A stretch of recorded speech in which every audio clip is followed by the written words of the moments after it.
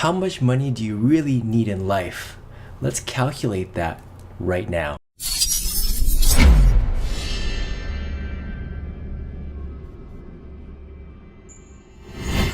Hey guys, it's Brian back at you with another video where my goal is to mentor you to a rewarding career and to help you create a life you're proud of. And to those of you in the US, happy Thanksgiving. I hope you guys had a wonderful time, a wonderful dinner. Also, that you took advantage of all the Black Friday sales. I know Cyber Monday is coming up next, and to that point, I do have a Cyber Monday / Black Friday sale happening on my website. For those of you who have been checking out my products and services, they are all on sale, so definitely check it out now. Because these are one-on-one sessions, a lot of the spots will book up pretty quickly. It's based on my availability, so definitely take a look. If you have any questions, you know where to find me. To the topic at hand, and that is, how much money do you really need to live comfortably? Now, there were reports a few years ago that the magic number is $70,000 a year. Of course, this is based in the US. And how exactly did they get to that $70,000? Well, it doesn't matter, because for each and every one of you, it's going to be a little bit different. There are just so many variables that it's not really as simple as slapping that $70,000 figure across the board.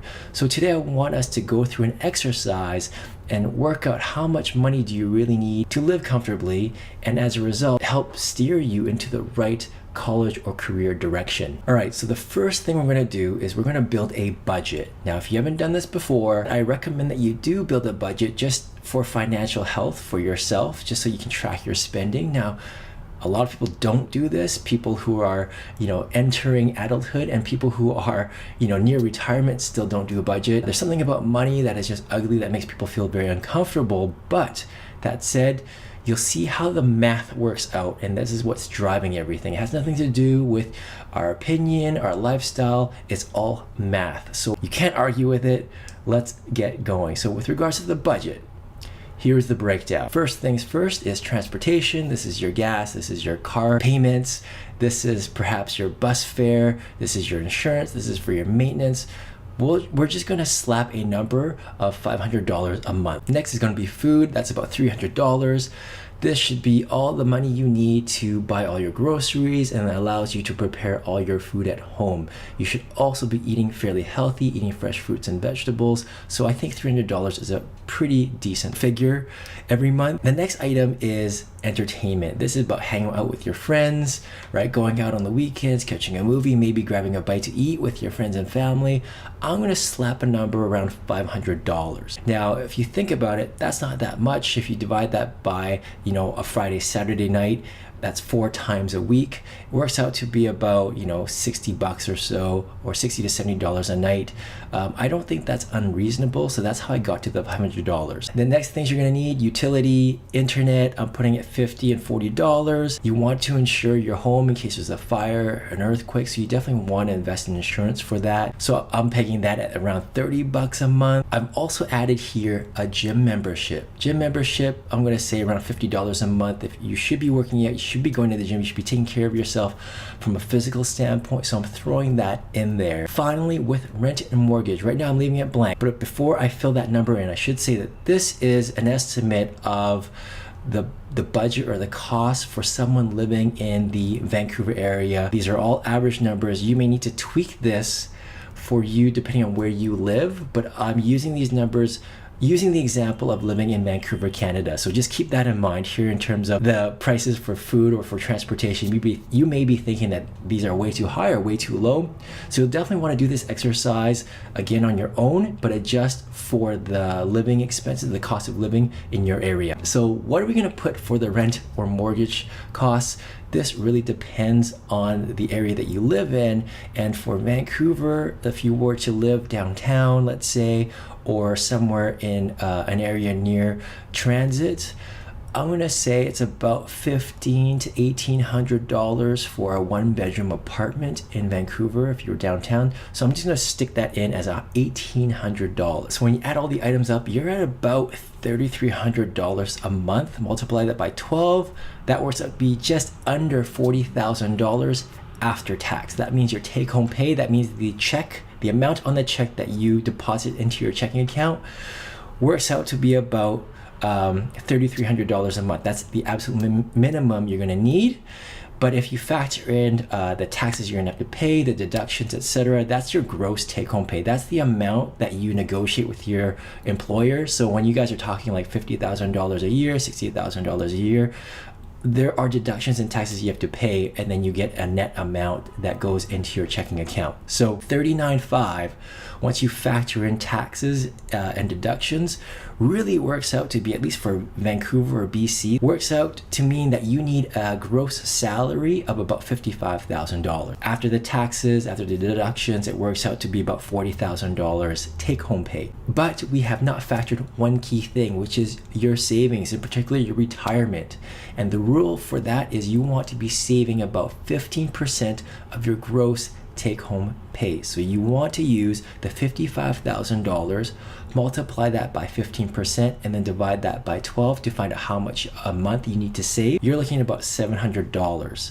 So you need to get another $700 in terms of income so that you can factor in savings. You've got $3,300 just for living expenses, $700 in terms of actual retirement savings you need to also factor in. That brings you to about $4,000 a month, which then increases your gross salary. In order to get there comfortably, you need to be making about $65,000 to $70,000 a year. What does this mean? It means that you're already at $70,000 a year in order to maintain a fairly comfortable lifestyle and to save for retirement. But we didn't factor in things like personal savings. What if you want to save for a down payment, for a house, or for a car? We didn't factor in vacations, anniversaries, gifts for your loved ones. So these are all other things you have to factor in.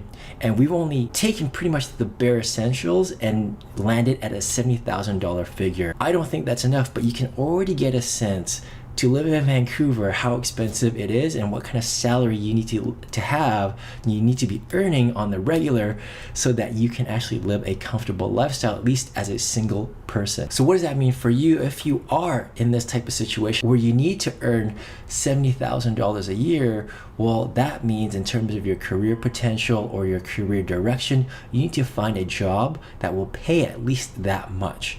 Now think of all the degrees and majors out there that are available to you in university. Are they going to actually help you earn at least $70,000 either outside of college once you graduate, or at least a few years after, so that your earning potential to $70,000 is there? Really quickly, you can rule out jobs that with a degree will pay you $50,000, $60,000, $40,000, or at least it'll help you steer to what kind of specialization or what kind of expertise or what kind of special niche that you're going to need to learn, or what kind of additional education you're going to need in order to earn $70,000. And remember, we have not factored in student loans or any debt repayment. You have to keep all of this in mind.